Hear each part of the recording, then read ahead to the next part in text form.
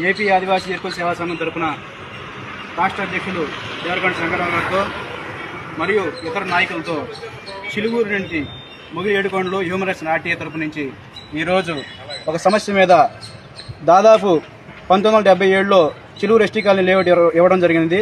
అప్పటి నుంచి ఇప్పటి వరకు 42 ఏళ్లు గడిచిన ఇంతవరకు డ్రైనేజ్ ప్రాబ్లంతో ప్రజలు ఎన్నో ఇబ్బందులు ఎదురవుతున్నారు. తద్వారా పంచాయతీ ఆఫీస్కి వెళ్ళి మనం అర్జీల రూపంలో మన సమస్యలు తెలిపినప్పుడు వాళ్ళు నిధులు లేవని చెప్పి వాపోతున్నారు. తద్వారా ఈరోజు గిరిజన సంక్షేమ శాఖకి విజయవాడ రావడం జరిగింది. దీంట్లో మన మేడం గారికి ఈరోజు వినపం ఇవ్వడం జరిగింది. నిధులు ఏర్పాటు చేసి నిధులు మంజూరు చేసి చిలుగూరు ఎస్టీ కాలనీ డ్రైనేజ్ వ్యవస్థను పూర్తి స్థాయిలో నిర్మించగలని కోరుచు ఈరోజు వినపం ఇవ్వడం జరిగింది. సెలవు తీసుకుంటున్నాను.